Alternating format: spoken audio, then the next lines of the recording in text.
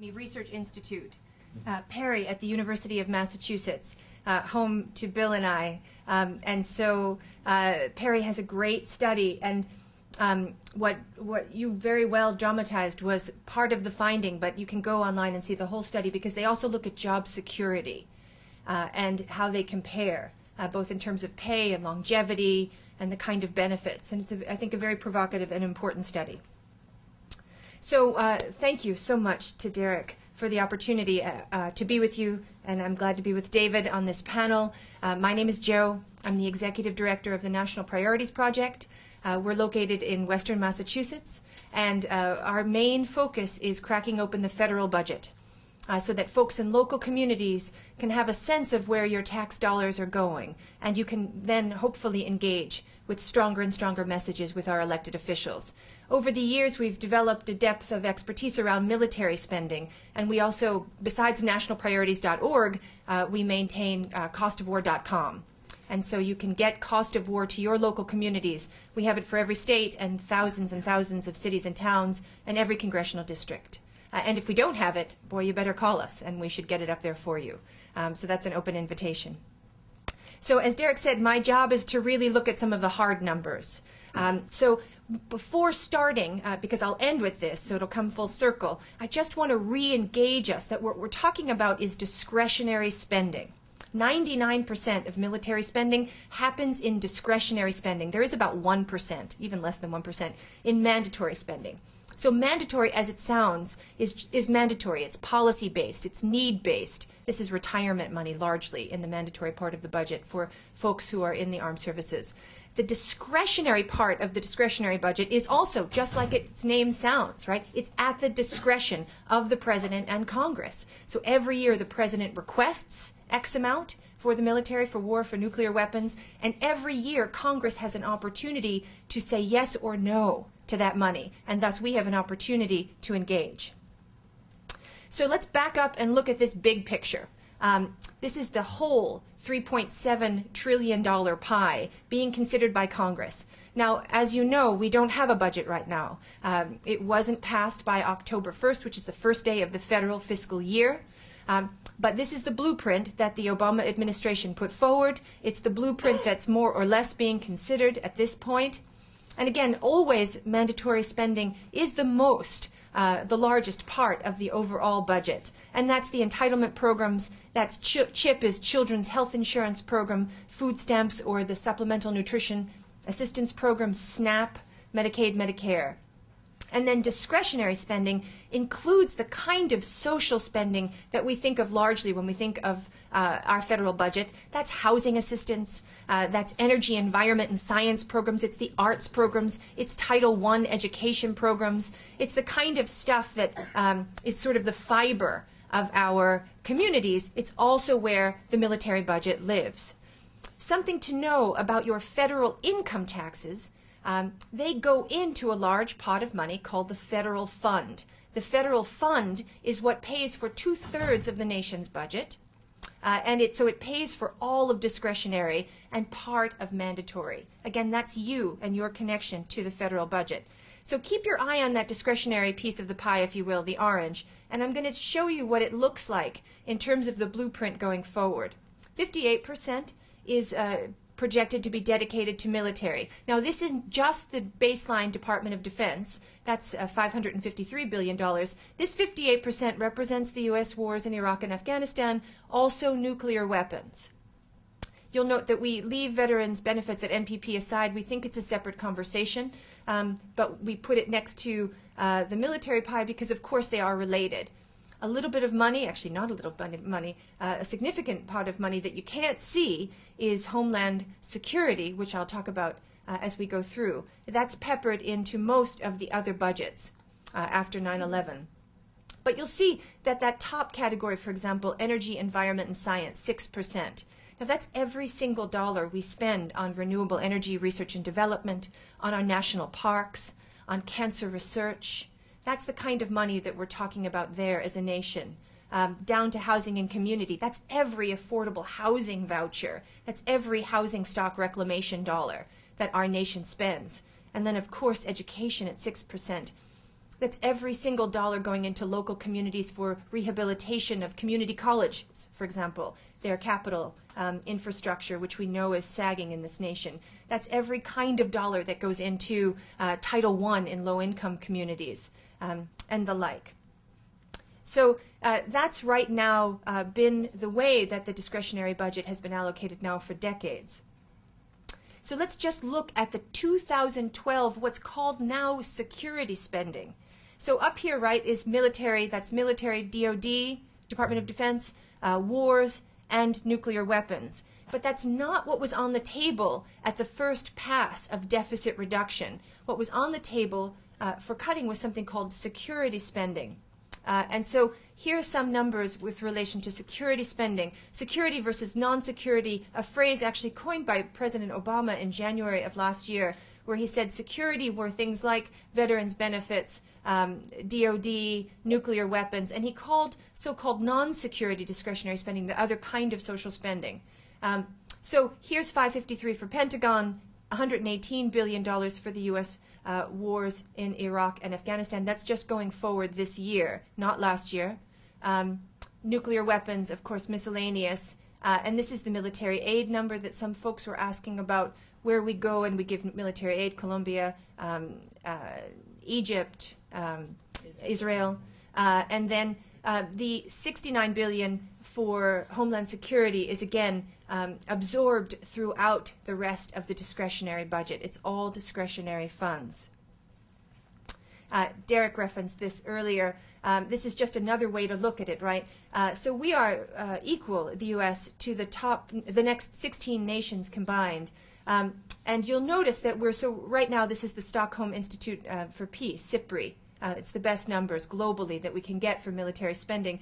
What you'll notice is that our NATO allies and the United States together make up 65% of total military spending, which is an interesting figure. And that little green sliver, what we did at MPP is we pulled out, actually this started during the Bush era, we pulled out what were called the so-called axis of evil states, because we wanted to see, what was the axis of evil actually spending on military. And they actually spend less than 1%. But we couldn't get a pie slice to be smaller than 1%. So it's a striking disparity between what the U.S. spends and what this so-called very dangerous axis of evil spends. It's something just to keep in mind as we look at the magnitude of the U.S. military budget. Here's another thing just to keep in mind. It's the way that we allocate our war dollars in particular. So here you'll see Afghanistan is the yellowish, Iraq the reddish. You see the story of these wars unfold, right? So Iraq for the longest time took the largest bulk of spending. We're seeing now that trend reverse. That trend will continue to reverse in 12, the projected 12 budget. But here's something just to keep in mind. It's the breakout of how we spend these war dollars. So the vast majority of them get spent in traditional DOD. So even as our military says, we need more aid, we need more civilian rehabilitation projects, we need more that sort of soft security work of diplomacy, as it's called. And yet the state and USAID gets a meager 5% of this total war spending. It's part of the overall picture. And you'll see that this year, $169.4 billion going just to the U.S. wars in Iraq and Afghanistan alone. So let's think about how much it costs since 9/11. And I want to shout out to my colleague Chris Hellman, who crunched these numbers. We thought, so what the heck's going on since 9/11? We're coming up to the 10th anniversary. NPP has a suite of materials out. You can find it on costofwar.com. So here's some figures, and these are adjusted to 2012 dollars. So that's why the 1.36 trillion doesn't match the 1.26 trillion that we know in our head, because we made them all $1 denomination so that folks could talk about them apples to apples, if you will.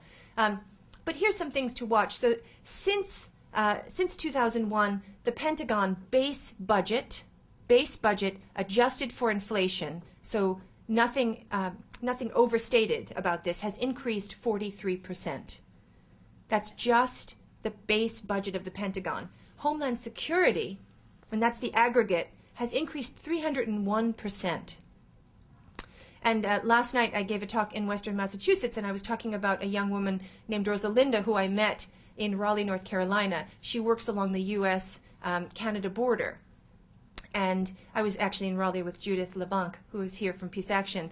And Rosalinda was talking to me about what's happening in her home community, right, Bellingham County. And Rosalinda said that in 2001 there were 30 border guards between the U.S. and Canada, U.S. border guards in Bellingham County.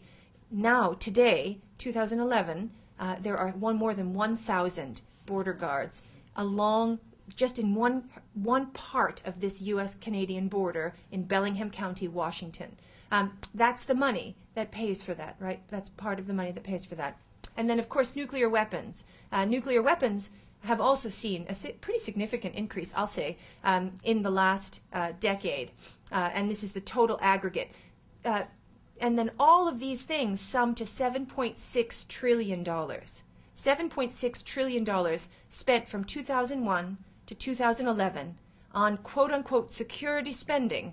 And if you're following the Deficit Commission, as we all are, and we were wanting to think about this thing called the American Dream, $14.3 trillion is the amount of our current national debt. So this is half of our U.S. national debt, half right now. Here's an interesting story, and I take you back to 1977 because there was a time in our country where the United States spent more on social programs, right? And this social program spending is the kind of money that comes into states and local communities, right? Discretionary dollars. They come for programs into states and local communities. 1977, post-war on poverty, post-civil rights era, we were spending more on social programs. And I bet you can guess what happened in 1981, right? Reagan, the Cold War, and we start to see this divide. These three lines together total the U.S. discretionary budget over time. And I circle them at the end because there's a couple of reasons.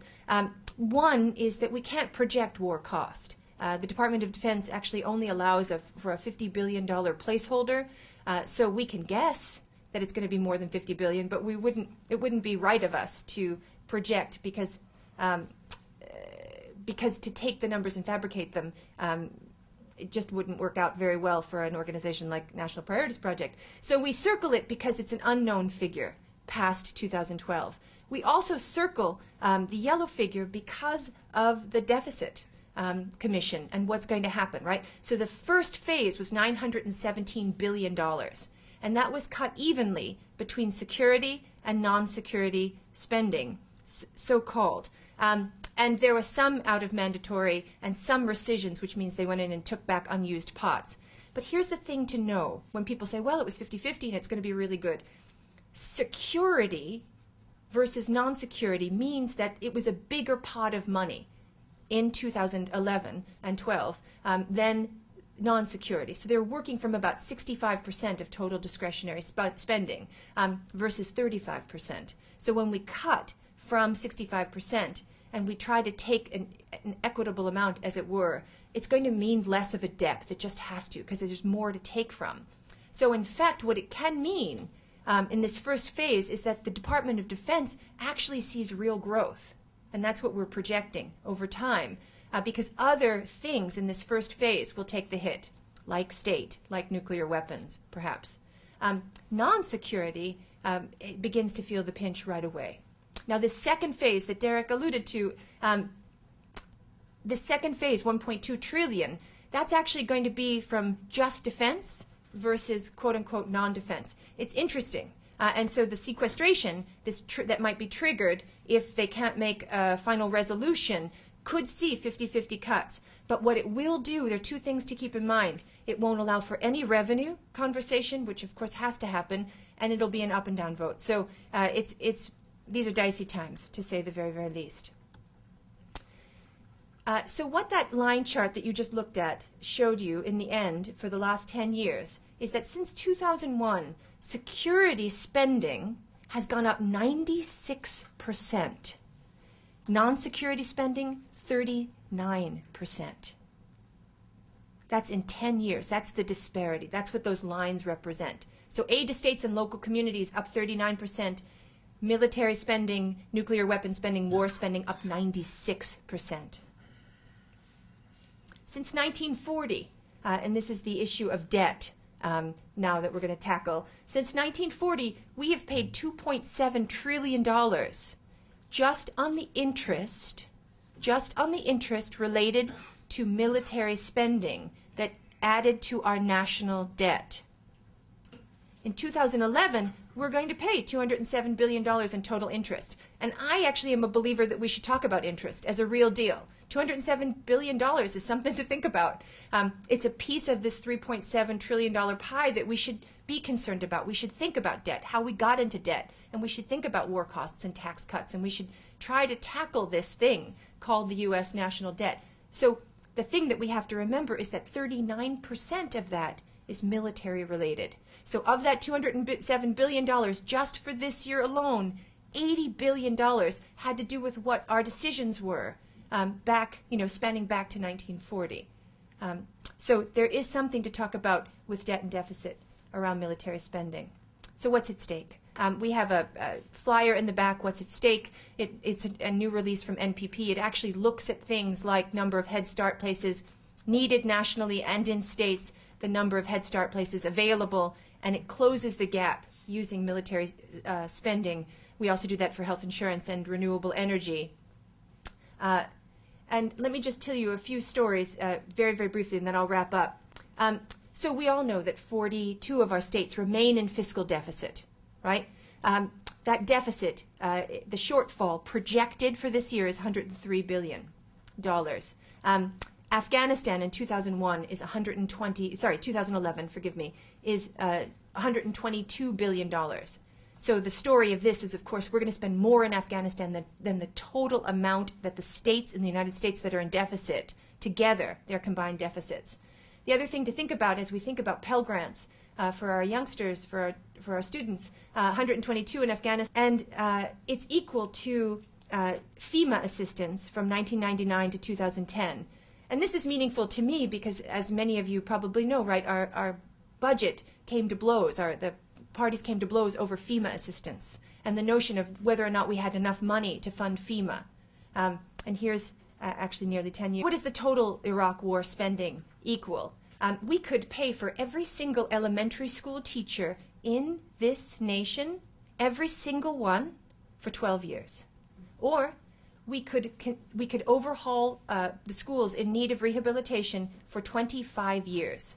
These are from the Department of Education themselves. So the DOE released a new study, how many elementary educators there were, and said how much it was going to cost to rehab the schools that are in dire need, and this is the amount of money. So it's not a new story, of course, and this actually ties back to what the points Derek was making. So this is your taxes, right? So this is how much you paid in taxes last year. This is where the tax money, rather, that you paid went.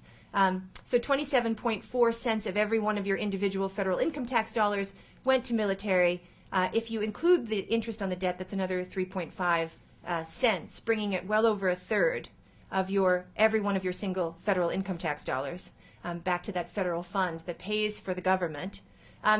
And weapons contractors got 7.6 of your pennies from every one of your dollars of federal income tax. That's weapons for development and acquisition. That's contract money. And that's how you can reach us. We have Twitter accounts on national priorities and cost of war. We have a Facebook page, the whole deal, and certainly we'll answer questions. So thank you so much.